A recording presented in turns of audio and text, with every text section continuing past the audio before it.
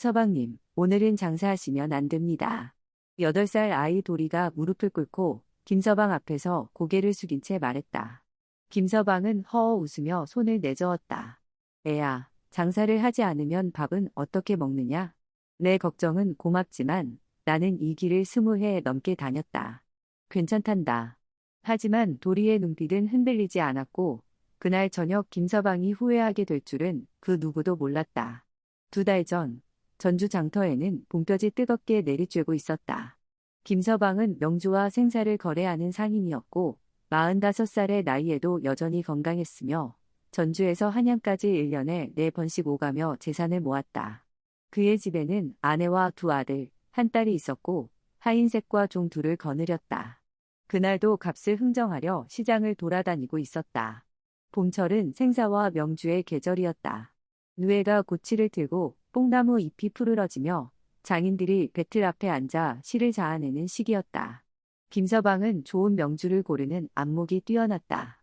손으로 만져보면 실의 굵기를 알 수 있었고 햇빛에 비춰보면 광택으로 품질을 가늠할 수 있었다. 그때 한 구석에서 사람들이 웅성거리는 소리가 들렸다. 온양에 팔아요. 건강하고 말 잘 듣는 아이입니다. 인신매매꾼 조필수가 손뼉을 치며 외치고 있었다. 그는 50살쯤 되어 보이는 뚱뚱한 사내로 얼굴은 둥글고 목소리는 달콤했지만 눈빛은 차가웠다. 그의 뒤에는 8살쯤 되어 보이는 아이가 고개를 푹 숙인 채 서 있었다. 키는 한자 남짓, 약 120cm였고 몸은 앙상했지만 등은 곧았다. 얼굴은 햇볕에 그을렸고 머리는 헝클어졌으며 옷은 누더기였다. 하지만 눈빛만은 맑고 또렷했다. 김서방은 무언가에 이끌리듯 가까이 다가갔다. 이 아이 어디서 데려왔소? 조필수는 능글맞게 웃었다. 충청도 산골에서 주웠습니다. 부모는 역병으로 죽고 혼자 굶어 죽을 뻔했지요. 제가 구해준 겁니다. 김서방은 아이를 자세히 살폈다.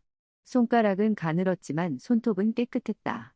이는 하얗고 고르게 나 있었다. 굶주렸지만 병들지는 않았다는 뜻이었다. 세냥에 사겠소. 김서방이 말했다.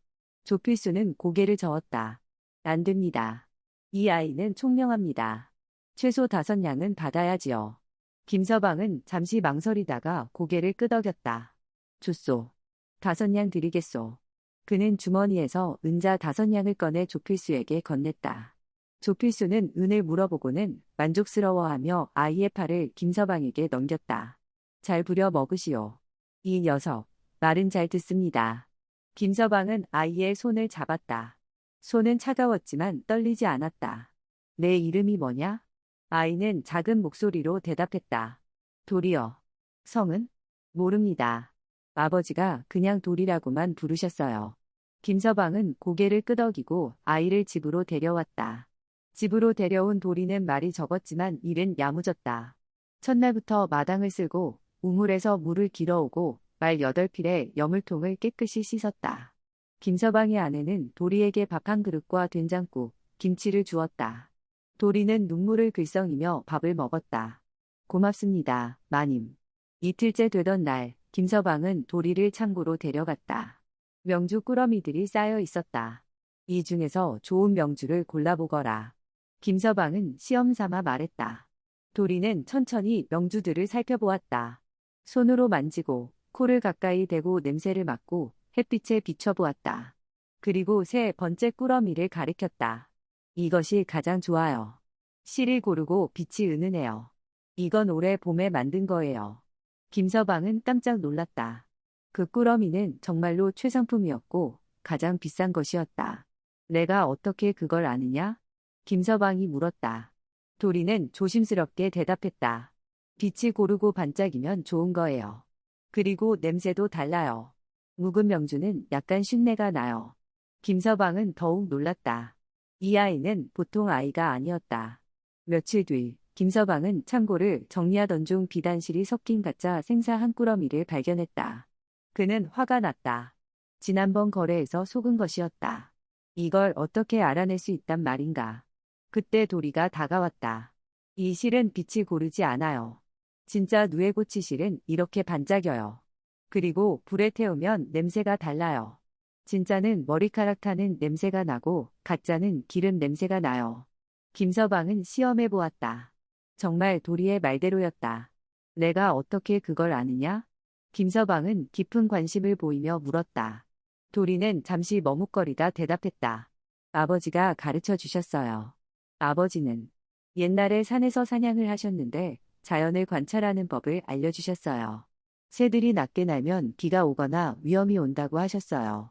어느 날 밤, 산새 한 마리가 우리 오두막 안으로 날아와 날개를 부드득 떨었어요. 깃털이 곤두섰고 찌찌배배 소리가 아니라 찍찍하고 날카롭게 울었어요. 아버지는 그걸 보고 도적이 온다고 하셨고 우리는 서둘러 뒷산으로 피했어요. 그날 밤 정말 도적대가 마을을 습격했어요. 이웃집 셋이 불탔고 사람 둘이 죽었어요.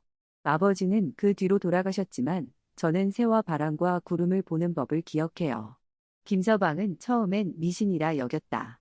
하지만 며칠 뒤 도리가 내일 비가 올 거예요 라고 말한 뒤 정말 소나기가 쏟아지자 조금씩 믿기 시작했다. 어느 날 도리는 마당에서 하늘을 보고 있었다. 산새 5마리가 낮게 날고 날개를 바르르 떨며 서쪽으로 급히 날아갔다. 바람이 동쪽에서 갑자기 불어왔는데 동쪽에는 산이 없었다. 하늘에는 톱니 모양의 검은 구름이 걸려 있었다. 도리는 김서방에게 달려갔다. 서방님, 오늘 저녁은 위험해요. 집 문을 잠그고 촛불을 끄세요. 김서방은 웃었다. 애야, 여기는 전주 장터 한가운데다. 무슨 위험이 있겠느냐? 하지만 그날 밤, 정말로 도둑 셋이 담을 넘어 들어왔다. 다행히 집에 있던 하인과 종들이 막아냈고 도둑들은 빈손으로 달아났다. 김서방은 그제야 도리의 능력을 진지하게 받아들이기 시작했다. 돌아, 내가 어떻게 그걸 알았느냐? 새들이 불안해했어요. 그리고 바람이 이상했어요. 산이 없는 곳에서 바람이 분다는 건 사람들이 많이 움직인다는 뜻이에요. 구름 모양도 칼처럼 날카로웠고요. 그러나 4월 15일, 영조 31년 봄, 김서방은 자신감이 넘쳤다. 그는 이번 거래에 큰 기대를 걸고 있었다. 전주에서 한양까지 명주 50근, 약 1800양어치와 한산 모시 30근, 약 1200양어치를 실은 진말 8필과 호위 4명을 이끌고 지리산 고갯길로 향했다. 호위들은 모두 칼과 활을 지닌 장정들이었고 각각 1개월치 30냥씩을 받기로 했다. 총 3000양어치 물건이었고 한양에서 팔면 4200냥을 받을 수 있었다. 성공하면 1200냥의 이익을 남길 계획이었다. 이는 김서방 가족이 1년 동안 먹고 살 수 있는 돈이었다. 출발 전날 밤, 김서방은 조상의 위패 앞에 절을 했다. 부디 이번 길이 순탄하기를 빕니다. 출발 아침, 동이 트기 전 도리가 무릎을 꿇었다. 그의 얼굴은 창백했고 손은 떨렸다. 서방님, 오늘은 가시면 안 돼요. 간밤에 까마귀 7마리가 거꾸로 날았어요. 꿈에서도 핏빛 구름을 봤어요. 구름도 칼날처럼 날카로워요. 바람도 이상해요. 서쪽에서 불어오는데 차갑고 비린내가 나요. 김서방은 웃으며 말했다. 애야, 그건 그냥 날씨일 뿐이다. 꿈은 꿈일 뿐이고 새들은 제 갈 길을 가는 것이다. 우리에겐 호의도 있고 길도 익숙하단다. 나는 이 길을 20해 넘게 다녔다. 한 번도 도적을 만난 적이 없다. 도리는 눈물을 글썽이며 다시 애원했다. 서방님, 제발요. 그냥 하루만 늦춰주세요. 내일은 안전할 거예요. 하지만 김서방은 고개를 저었다. 안 된다. 한양에서 열흘 뒤에 큰 장이 선다. 그때 팔아야 좋은 값을 받는다. 하루라도 늦으면 안 된다. 일행은 지리산 남쪽 계곡길로 접어들었다. 길은 좁고 구불구불했으며 양옆으로 울창한 숲이 늘어서 있었다. 아침 햇살은 나무 사이로 가늘게 들어왔고 새들은 지저귀며 날아다녔다. 김서방은 안심했다. 봐라, 새들이 노래하졌느냐. 평화롭지 않으냐? 하지만 도리는 고개를 저었다. 저 새들은 산새가 아니에요. 참새와 까치예요. 산새들은 보이지 않아요. 정오쯤 일행은 계곡 옆 넓은 터에서 점심을 먹기 위해 멈췄다. 하인들이 밥과 김치를 꺼냈고 말들은 풀을 뜯었다. 김서방은 여유롭게 밥을 먹으며 말했다. 오후쯤이면 고개를 넘을 것이다. 그러면 평지가 나온다.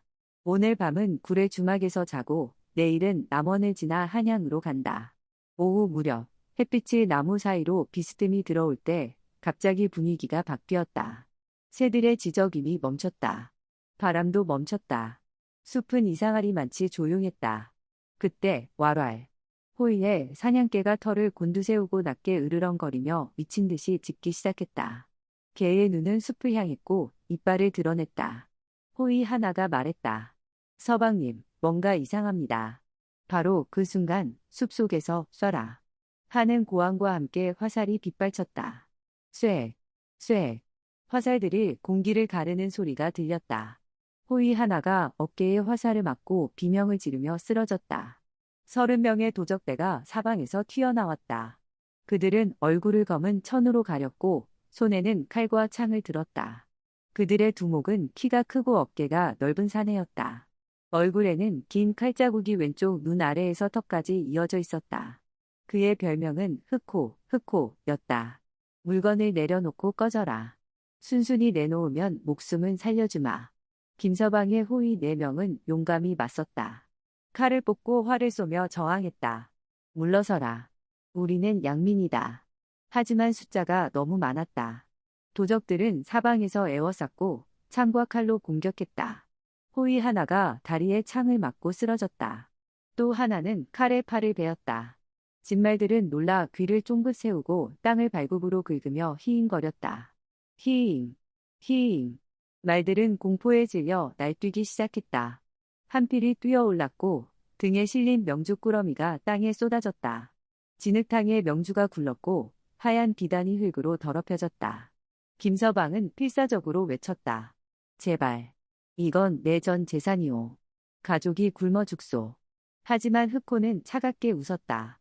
그건 내 일이지 내 일이 아니다. 그는 부하들에게 손짓했다. 다 가져가라. 도적들은 명주와 모시를 모두 빼앗았다. 50근의 명주, 30근의 모시, 그리고 진말 8피까지 끌고 갔다. 김서방은 오른쪽 어깨에 화살을 맞았다. 으악. 그는 비명을 지르며 쓰러졌다. 피가 옷을 적셨다. 호위 하나는 다리가 부러져 신음했고 또 하나는 머리에 피를 흘렸다. 도적들은 웃으며 사라졌다. 하아. 이번 건 대박이다. 그들의 웃음소리가 숲속으로 사라졌다. 김서방과 일행은 간신히 일어나 서로를 부축하며 전주로 돌아왔다. 길은 멀고 고통스러웠다. 밤새 걸어서 이틀 만에 전주에 도착했다. 집에 도착했을 때 김서방의 아내는 비명을 질렀다. 영감. 무슨 일이오. 그녀는 남편의 어깨에서 화살을 뽑고 약을 발랐다. 의원을 불렀고 의원은 상처를 꿰매고 약을 지어주었다. 의원비는 10냥이었다. 김서방은 열흘간 알아누웠다. 열이 나고 헛소리를 했다. 꿈에서 흑호의 얼굴이 나타났고 명주가 불타는 것을 보았다. 가족은 집을 팔 위기에 처했다. 3,000냥의 물건과 호위 고용비 300냥, 의원비 10냥, 총 3,310냥을 잃었다. 이는 김서방이 10년 동안 모은 돈의 절반이었다. 병상에서 김서방의 아내가 눈물을 흘리며 말했다. 영감, 도리를 팔아야 해요. 약값도 필요하고 빚도 갚아야 해요. 친척들이 돈을 빌려줬지만 이자가 붙어요. 한 달에 2푼씩이에요. 김서방은 약한 목소리로 말했다. 아니요. 그 아이 말을 듣지 않은 게 내 잘못이요. 그 아이는 우리를 구할 아이요. 내가 틀렸소. 내가 교만했소. 아내는 더 이상 말하지 못하고 고개를 숙였다. 그녀도 남편의 말이 옳다는 것을 알았다. 병상에서 김서방은 도리의 얼굴을 떠올렸다. 그 아이가 말했었지. 까마귀가 거꾸로 날았다고. 바람이 이상하다고. 구름이 칼날 같다고. 내가 무시했구나. 내가 오만했구나. 20해 동안 무사했다고 해서 이번에도 무사할 거라 믿었구나. 하지만 세상은 변한다. 도적도 생긴다. 나는 어리석었다. 2달 뒤 김서방은 겨우 몸을 일으켰다. 상처는 아물었지만 마음은 아팠다. 그는 친척과 친구들을 찾아다니며 머리를 숙였다. 제발 돈을 빌려주시오. 꼭 갚겠소. 어떤 이는 거절했고 어떤 이는 동정하며 돈을 빌려주었다. 한 달 동안 돌아다닌 끝에 김서방은 2,500냥을 모았다. 이번이 마지막 기회였다. 성공하면 빚을 갚고 다시 일어설 수 있었다. 실패하면 정말로 집을 팔고 거리로 나앉을 터였다. 그는 도리를 불렀다. 도리는 여전히 마당을 쓸고 말을 돌보고 있었다. 김서방은 도리 앞에 무릎을 꿇었다. 돌아, 미안하다. 내가 내 말을 듣지 않아서 이 지경이 되었다. 이번에는 내 말을 들을 것이다. 내가 위험하다고 하면 나는 길을 바꾸겠다. 내가 멈추라 하면 나는 멈추겠다. 약속한다. 도리는 눈물을 흘리며 말했다. 서방님, 고개를 드세요. 제가 종인데 어찌 주인이 무릎을 꿇으십니까? 김서방은 고개를 들었다. 너는 종이 아니다. 너는 우리 가족을 구할 은인이다. 도리는 고개를 끄덕이며 말했다. 서방님, 세 가지를 기억하세요. 첫째, 산새가 높이 날고 찌찌배배 노래하면 안전해요. 하지만 낮게 날고 날개를 떨며 찍찍 소리를 내면 위험해요. 위험은 삼리 안에 있어요. 둘째, 산이 없는 쪽에서 바람이 불면 누군가 숨어 있어요. 그건 사람들의 숨결이에요. 여러 명이 한 곳에 모여 있으면 바람이 일어나요. 셋째, 검은 구름이 톱니 모양이면 칼과 창이 기다리고 있어요. 하늘도 경고를 보내요. 그리고 까마귀가 죽은 나무에 앉거나 거꾸로 날면 그 길을 버리세요. 까마귀는 시체 냄새를 맡아요. 죽음이 가까이 있다는 뜻이에요. 김서방은 이번에는 호의를 6명으로 늘렸다. 각각 80냥씩 주기로 했다. 총 480냥이었다. 비쌌지만 안전이 먼저였다. 호위들은 모두 전직 군인이거나 무술을 아는 자들이었다. 활과 화살도 더 준비했고 칼도 날카롭게 갈았다. 진말도 10필로 늘렸다. 이번에는 명주 40근과 못이 25근을 실었다. 총 2,500양어치였다. 전보다 적었지만 이게 전부였다. 6월 25일 일행은 다시 출발했다. 이번에는 도리도 함께 갔다. 김서방은 도리를 말 한 필에 태웠다. 내가 길을 인도해라. 내가 가자고 하면 가고 멈추라 하면 멈추겠다. 이틀째 아침 지리산 고갯길 5리 약 2km 앞에서 도리가 갑자기 손을 들어 일행을 멈췄다. 서방님, 멈추세요. 그의 목소리는 떨렸지만 단호했다. 그의 눈은 하늘을 향했다. 산새 5마리가 날개를 바르르 떨며 서쪽으로 급히 날아갔다. 찌찌배배가 아니라 찍찍찍 하고 날카롭게 울었다. 날개짓은 빠르고 불규칙했다. 새들은 나무에 앉지 않고 계속 날았다. 피하고 있었다. 동북 쪽에서 차가운 바람이 불어왔는데 그쪽에는 산이 없었다. 평지였다. 바람에는 미묘한 냄새가 섞여 있었다. 땀 냄새, 쇠 냄새, 그리고 희미한 피 냄새. 그리고 저 멀리 죽은 나무에 까마귀 한 마리가 앉아 까악까악 울었다. 까마귀는 고개를 이쪽으로 돌리고 날개를 펼쳤다. 마치 경고하는 것 같았다. 도리는 김서방의 소매를 잡아당겼다. 서방님, 앞에 도적이 있습니다. 새들이 도망가고 있어요. 바람도 이상해요. 사람 냄새가 나요. 많은 사람들이 숨어서 기다리고 있어요. 까마귀도 경고하고 있어요. 길을 바꾸셔야 합니다. 김서방은 심장이 두근거렸다. 지난번의 기억이 생생했다. 화살이 날아오던 소리, 비명, 피, 고통. 그는 더 이상 의심하지 않았다. 좋다. 어느 길로 가야 하느냐? 도리는 남쪽을 가리켰다. 구례 쪽으로 돌아가야 해요. 이틀이 더 걸리지만 안전해요. 김서방은 고개를 끄덕였다. 구례로 간다. 호위 중 한 명이 불평했다. 서방님, 꼬마 말만 믿고 길을 바꾸시렵니까? 이틀이나 더 걸리면 비용이 늘어납니다. 식량도 더 필요하고요. 하지만 김서방은 단호했다. 지난번 내가 듣지 않아서 3,000냥을 잃었다. 이번엔 내 뜻대로 한다. 도리 말이 맞다. 나는 이 아이를 믿는다. 다른 호위가 말했다. 하지만 서방님, 증거가 있습니까? 그냥 세면 말이 날았다고. 김서방은 그를 노려보았다. 증거? 내 어깨에 화살 자국이 증거다. 내 일은 3,000냥이 증거다. 더 이상 말하지 마라. 따르기 싫으면 돌아가라. 호위는 입을 다물었다. 일행은 방향을 틀어 구례 쪽 산길로 접어들었다.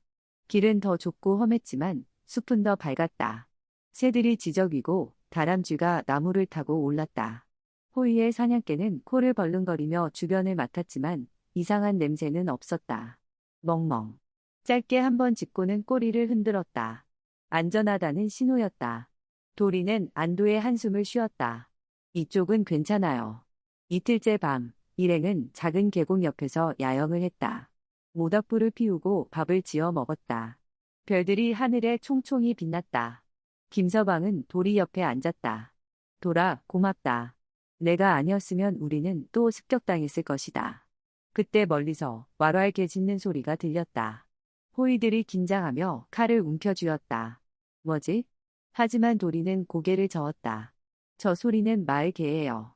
집을 지키는 개는 크고 우렁차게 짖어요. 왈왈왈. 하고요. 산적의 개는 짖지 않아요. 조용히 기다리는 게 산적의 방식이에요. 그래야 먹잇감이 모르니까요. 그리고 저 소리는 멀어요. 한 리는 되는 것 같아요. 과연 잠시 뒤 저 멀리 등불이 보였다. 중하게 불빛이었다. 그리고 또 다른 상단이 지나가는 모습이 보였다. 진말 5필과 사람 7명이었다. 그들은 노래를 부르며 지나갔다. 달이 밝아 밤길 가기 좋네. 모두가 안도의 한숨을 쉬었다. 호의 하나가 말했다. 정말 마을이 가까운가 보구나. 저 상단도 무사하니. 사흘째 되던 날, 일행은 무사히 한양에 도착했다. 길은 멀고 힘들었지만 단 하나의 사고도 없었다. 명주와 모씨는 흠 하나 없이 온전했다. 김서방은 한양 남대문 안큰 시장에서 물건을 팔았다. 마침 한양에는 명주와 모씨가 부족했다. 왕실에서 큰 잔치를 준비한다는 소문이 있었고 귀족들이 비단을 사들이고 있었다. 명주 값은 한 근당 40냥으로 올랐고 모씨는 한 근당 50냥이 되었다. 김서방은 명주 40근을 1600냥에 모씨 25근을 1250냥에 팔았다. 총 2850냥을 받았다. 원래 미천이 2500냥이었으니 350냥의 순이익이었다. 호입이 480냥을 빼면 실제로는 손해였지만 김서방은 만족했다. 목숨을 건졌고 물건을 팔았으며 다음을 준비할 수 있었다. 전주로 돌아오는 길, 김서방은 주막에서 끔찍한 소식을 들었다. 지리산 고갯길을 지나간 다른 상단이 흑호에게 습격당해 전 재산을 빼앗겼고 사람 셋이 죽었다는 것이었다. 그 상단은 김서방보다 하루 늦게 출발했고 바로 그 길, 김서방이 가려던 그 길을 지났다. 주막 주인이 말했다. 끔찍했다지요. 흑호 그놈이 이번에는 사람까지 죽였대요. 돈만 빼앗는 게 아니라 저항하면 죽인다고 하더군요. 아이고, 무서워라. 김서방은 온몸에 소름이 돋았다. 손이 떨렸다. 만약 도리의 말을 듣지 않았다면? 만약 그 길로 갔다면? 자신도 저 죽은 이들 중 하나였을 것이다. 그는 도리를 꼭 껴안았다. 내가 우리 목숨을 구했구나. 내가 아니었으면 나는 죽었을 것이다. 전주에 도착한 그날 밤, 김서방은 성대한 잔치를 열었다. 가족들과 호의들, 하인들과 종들, 그리고 친척들까지 모두 모였다. 도리는 상석에 앉았다. 김서방의 아내가 도리에게 새 옷을 입혔다. 깨끗한 흰 저고리와 검은 바지, 그리고 작은 갖가지. 도리는 처음으로 양반집 자식처럼 보였다. 김서방이 술잔을 들어 말했다. 오늘 이 자리는 도리를 위한 자리요. 이 아이가 우리 목숨을 구했소. 이 아이는 더 이상 종이 아니오. 오늘부터 이 아이는 우리 집안의 식구요. 모두가 박수를 쳤다. 김서방은 도리에게 물었다. 돌아, 내가 어떻게 그런 재주를 배웠는지 자세히 말해다오. 사람들이 모두 알아야 한다. 도리는 잠시 침묵하더니 천천히 입을 열었다. 목소리는 떨렸지만 또렷했다. 서방님, 제 아버지는 사냥꾼이 아니었어요. 조필수가 거짓말을 한 거예요. 아버지는 이상원, 미상원, 옛날에 북쪽 국경을 지키던 대좌였어요. 아버지는 용감했고 정직했어요. 하지만 제가 5살 때 아버지는 억울한 누명을 쓰고 강등당했어요. 위에서 누군가 아버지를 모함했어요. 군량미를 훔쳤다고 했지만 아버지는 그런 적이 없어요. 아버지는 싸웠지만 증거가 없었어요. 결국 아버지는 군대에서 쫓겨나고 우리 가족은 전주로 내려왔어요. 살 곳을 찾아서요. 사람들은 숨을 죽이고 들었다. 길을 가던 중 인신매매꾼 조필수와 그의 패거리 10명이 우리를 습격했어요. 밤이었어요. 아버지는 칼로 막으려 했지만 숫자가 너무 많았어요. 어머니는 저를 품에 안고 도망쳤어요. 하지만 조필수의 부하들이 쫓아왔어요. 어머니는 저를 숲속에 숨기고 자신은 반대 방향으로 뛰었어요. 저를 살리려고요. 도리는 눈물을 흘렸다. 저는 나뭇잎 아래 숨어서 떨고 있었어요. 어머니의 비명소리가 들렸어요. 그리고 조용해졌어요. 다음 날 아침, 조필수의 부하들이 저를 찾아냈어요. 저는 끌려가 어느 농가의 삼양에 팔렸어요. 그곳 주인은 늙은 사냥꾼이었어요. 이름은 기억나지 않아요. 하지만 그분은 착했어요. 저를 때리지 않았고 밥을 주었어요. 그분이 저에게 새와 바람과 구름 보는 법을 가르쳐 주셨어요. 도리는 고개를 들어 하늘을 보았다. 마치 그 사냥꾼을 떠올리는 듯했다. 그분은 말씀하셨어요. 돌아, 자연은 거짓말하지 않는다. 사람은 거짓말하지만 자연은 정직하다. 새들은 위험을 알아. 바람은 사람의 움직임을 전해. 구름은 하늘의 마음이야. 내가 이것들을 읽을 수 있으면 너는 죽지 않아. 도리는 계속 말했다. 그분은 제게 매일 숲으로 데려갔어요. 새들을 관찰하게 했어요. 산새가 어떻게 나는지, 언제 노래하는지, 언제 침묵하는지. 위험이 오면 새들은 먼저 알아요. 사람보다 빨라요. 까마귀는 시체 냄새를 맡아요. 죽음이 가까우면 까마귀가 모여요. 바람도 가르쳐 주셨어요. 산에서 부는 바람은 차갑고 깨끗해요. 하지만 평지에서 산이 없는 곳에서 부는 바람은 다르죠. 그건 사람들의 움직임 때문이에요. 많은 사람들이 한 곳에 모이면 체온 때문에 바람이 일어나요. 그리고 구름이요. 구름 모양으로 날씨를 알 수 있어요. 하지만 톱니 모양 구름은 다르죠. 그건 날씨가 아니라 하늘의 경고예요. 칼과 창, 전쟁의 기운이에요. 사람들은 감탄하며 고개를 끄덕였다. 그런데 그분은 2년 전에 병으로 돌아가셨어요. 저는 혼자 남았어요. 며칠 뒤 조필수가 다시 나타났어요. 그 농가 주인이 죽었으니 저를 다시 팔 수 있다고 생각한 거예요. 저는 다시 끌려가 전주 장터에 섰어요. 그때 서방님이 저를 사주셨어요. 그게 다예요. 김서방은 숨이 멎을 듯했다.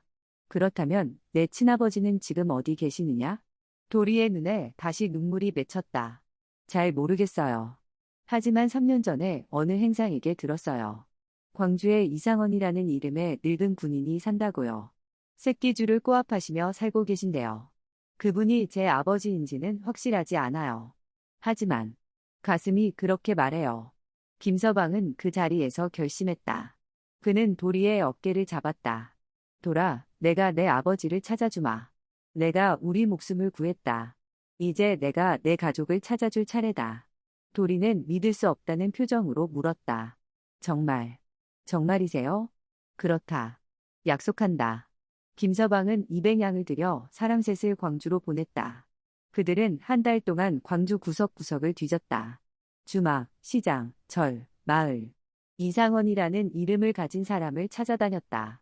마침내 광주 북쪽 작은 마을에서 한 늙은이를 발견했다.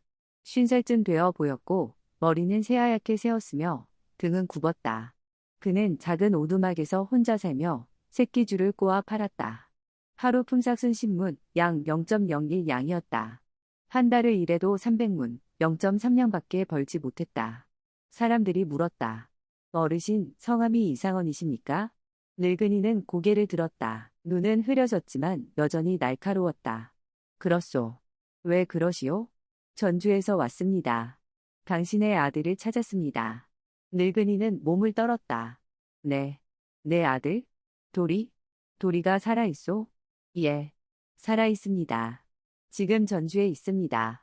재회의 날, 이상원은 긴 여행 끝에 전주에 도착했다. 김서방의 집 마당에서 그는 아들을 보았다. 8살 소녀는 이제 깨끗한 옷을 입고 얼굴은 살이 올랐으며 눈은 더욱 맑았다.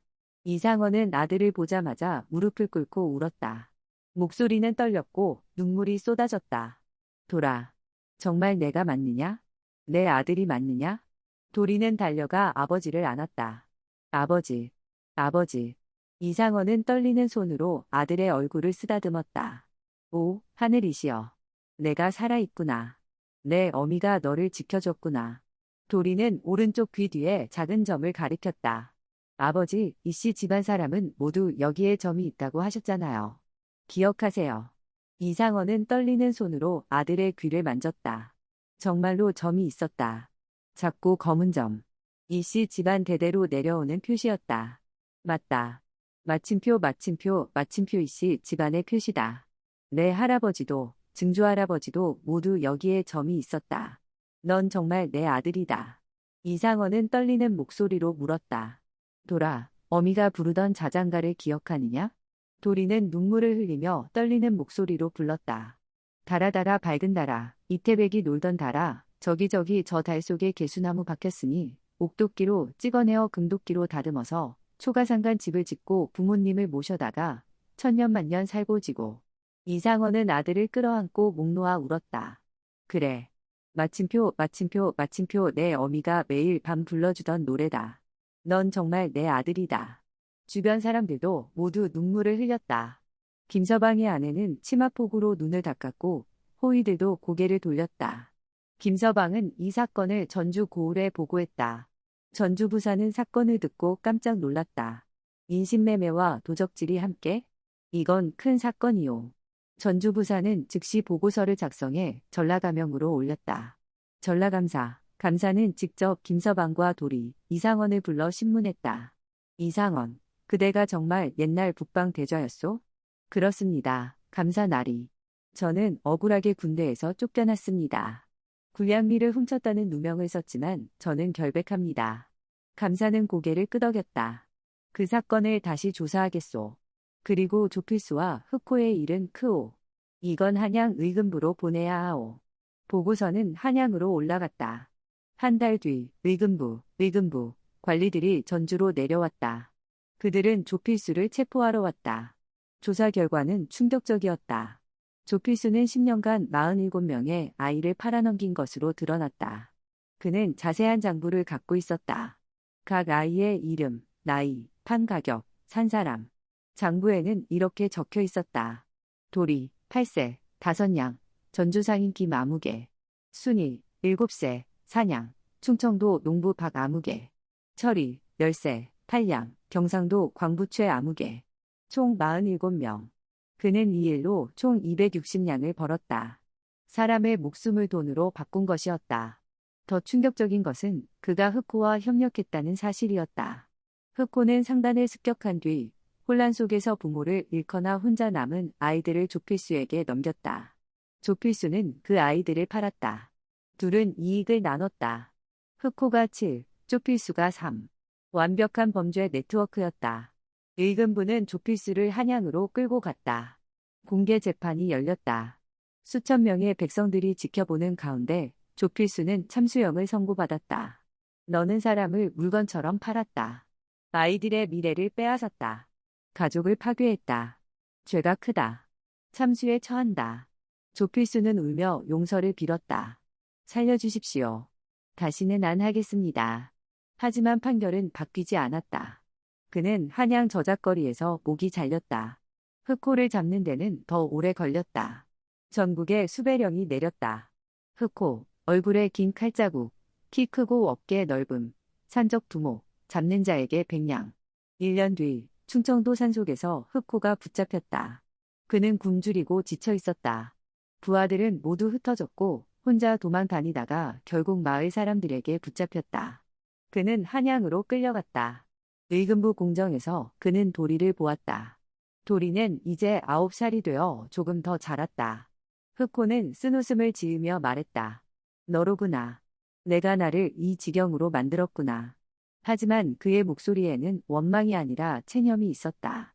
나는 본래 변방 군사였소. 한경도 회령에서 태어나 20살에 군에 들어갔소. 충성스럽게 싸웠소. 오랑캐를 맞고 나라를 지켰소. 하지만 탕관오리 박정수, 그 놈이 내 땅을 빼앗았소. 고향에 논 5 마지기를요. 세금을 못 냈다는 이유로요. 어머니는 그 충격으로 병들어 돌아가셨소. 나는 박정수를 찾아갔소. 내 땅을 돌려주시오. 하지만 그는 웃으며 말했소. 증거가 있느냐? 너는 군인이잖느냐? 고향에 없잖느냐? 그 땅은 이제 내 땅이다. 나는 분노했소. 주먹을 휘둘렀소. 하지만 그의 부하들에게 맞아 쫓겨났소. 군대도 쫓겨났소. 상관을 때렸다는 이유로요. 나는 산으로 들어갔소. 복수를 위해서요. 흑호는 계속 말했다. 처음에는 정말 의적이 되려 했소. 부자들만 털고 가난한 이들은 건드리지 않으려 했소. 하지만 세상은 그렇게 단순하지 않더군요. 부자와 가난한 자를 어떻게 구분합니까? 상인은 부자입니까? 가난한 자입니까? 그들도 빚이 있고 가족이 있소. 나는 혼란스러웠소. 그때 조필수가 나타났소. 그는 제안했소. 아이들을 넘기면 돈을 주겠다. 나는 처음에 거절했소. 하지만 돈이 필요했소. 부하들을 먹여 살려야 했소. 나도 먹어야 했소. 나는 넘어갔소. 조필수의 돈에요. 그는 고개를 떨구었다. 첫 아이를 넘긴 날 나는 밤새 잠을 못 잤소. 그 아이의 얼굴이 떠올랐소. 울고 있었소. 엄마, 엄마 하고 불렀소. 하지만 나는 외면했소. 어쩔 수 없다. 나도 살아야 한다고 스스로를 속였소. 두 번째, 세 번째, 네 번째. 점점 쉬워졌소. 양심은 무뎌졌소. 나는 짐승이 되었소. 흑호는 도리를 똑바로 보았다. 이제 생각하니 내가 어머니보다 더 악한 놈이 되었구려. 어머니는 선했소. 가난했지만 정직했소. 남을 해치지 않았소. 하지만 나는 47명의 아이들의 미래를 빼앗았소. 가족을 파괴했소. 나는 박정수보다 더 나쁜 놈이요. 나는 괴물이요. 그는 눈물을 흘렸다. 죗값을 치르겠소. 나를 죽이시오. 하지만 한 가지만 부탁하오. 그 아이들을 찾아주시오. 장부의 이름이 있소. 조필수의 장부예요. 제발. 그들을 가족에게 돌려주시오. 판사는 고개를 끄덕였다. 그리 하겠다. 하지만 너의 죄는 무겁다. 사형이다. 흑호는 고개를 숙였다. 감사하오. 그는 한양 저작거리에서 참수되었다. 그의 마지막 말은 이것이었다. 어머니, 용서하소서. 불효자가 먼저 갑니다. 흑호의 재산은 모두 몰수되어 피해자들에게 돌아갔다. 산속 은신처에서 발견된 300냥이 47 가족에게 나눠졌다. 각 가족은 평균 6냥 남짓을 받았다. 적은 돈이었지만 위로가 되었다. 조정은 이상원의 억울함을 조사했다. 옛 기록을 뒤진 결과 그가 군량미를 훔쳤다는 증거는 없었다. 오히려 그를 모함한 자가 있었다. 부하 하나가 군량미를 훔치고 이상원에게 덮어 씌운 것이었다. 그 부하는 이미 죽었지만 진실은 밝혀졌다. 조정은 이상원을 복직시켰다. 이상원, 그대는 억울했다. 오늘부로 그대를 병조참에, 정산품로 임명한다. 이상원은 눈물을 흘리며 절했다. 성은이 망극하옵니다, 전하. 김서방도 보상을 받았다. 조정은 그에게 의상이라는 칭호를 내렸다. 김서방, 그대는 도리를 구했고 진실을 밝혔으며 나라의 공을 세웠다. 오늘부로 그대를 의상으로 삼고 3년간 세금을 면제한다. 김서방은 감격하여 절했다. 3년간 세금 면제는 약 200냥의 가치였다. 큰 도움이었다. 그의 후손들은 대대로 전주에서 명주 거래를 이어갔다. 김씨 집안은 전주에서 존경받는 상인 가문이 되었다. 사람들은 말했다. 김씨 집안은 정직하다. 그들은 아이의 말도 귀담아 듣는다. 도리는 15살이 되던 해 영조 임금에게 불려갔다. 궁궐 근정전에서 그는 임금 앞에 엎드렸다. 영조는 말했다. 내가 바람과 새를 읽어 상단을 구하고 도적을 잡게 한 아이냐? 도리는 엎드려 대답했다. 예, 전하. 하지만 그것은 제 재주가 아니라 자연이 가르쳐준 것입니다. 저는 다만 듣고 따랐을 뿐입니다. 영조는 크게 기뻐하며 말했다. 겸손하구나. 좋다. 오늘부로 너를 상로감찰사로 임명한다. 녹봉은 1년에 120냥이다. 도리는 감격하여 이마를 땅에 찧었다. 성은이 망극하옵니다. 도리의 임무는 전주 한양, 부산 한양, 통영 한양, 그리고 강릉 한양상로를 순찰하는 것이었다. 15리, 약 6km마다 초소를 세웠다.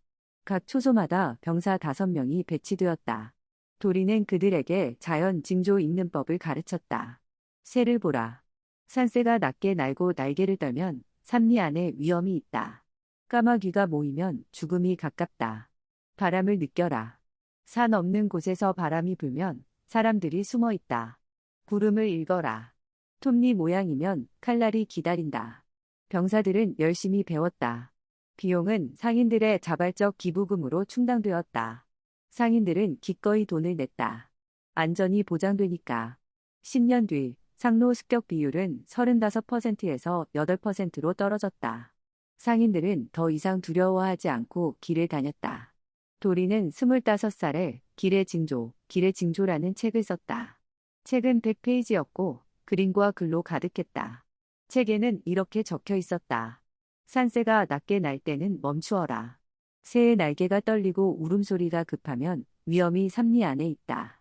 까마귀가 7마리 이상 모이면 돌아가라. 죽음이 가까이 있다. 바람이 산 없는 곳에서 불 때는 다른 길을 택하라. 그것은 사람들의 숨결이다. 여러 명이 숨어 있으면 체온 때문에 바람이 일어난다. 구름이 톱니 모양일 때는 길을 바꿔라. 하늘도 칼날을 경고한다.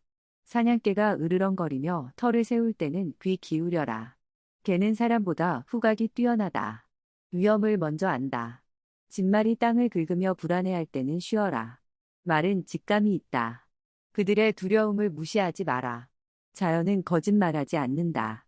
듣는 자는 살고 무시하는 자는 죽는다. 이 책은 상인들 사이에서 교과서가 되었다. 모든 상단이 한 권씩 갖고 다녔다. 심지어 외국, 일본, 과 청나라 상인들도 이 책을 베껴갔다. 도리의 이름은 동아시아 전역에 알려졌다. 도리는 35살에 결혼했다. 아내는 전주의 작은 상인 집안 딸이었고 이름은 순이었다. 그들 사이에 아들 둘, 딸 하나가 태어났다. 도리는 아이들에게도 자연을 가르쳤다. 새를 봐라. 바람을 느껴라. 구름을 읽어라.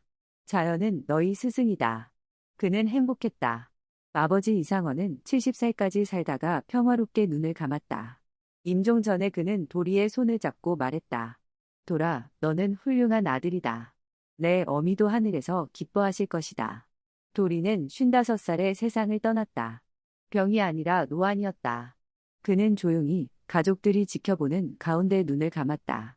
그의 마지막 말은 이것이었다. 자연을 들어라. 마침표, 마침표, 마침표 거짓말하지, 마침표, 마침표, 마침표. 그의 무덤은 전주 북쪽 야산에 세워졌다. 장례식 날 수백 명의 상인들이 모였다. 그들은 절을 하고 눈물을 흘렸다. 도리나리가 아니었으면 우리는 죽었을 것입니다. 무덤 위에는 산새 한 마리가 날아왔다. 나무에 앉아 찌찌베베 노래했다. 맑고 평화로운 소리였다. 사람들은 그것이 도리의 영혼이라 믿었다. 해마다 봄이 오면 그 새는 다시 나타나 노래했다. 그리고 도리의 책, 길의 징조는 500년이 지난 지금도 전해진다. 자연은 거짓말하지 않으며 귀 기울이는 자는 길을 찾는다.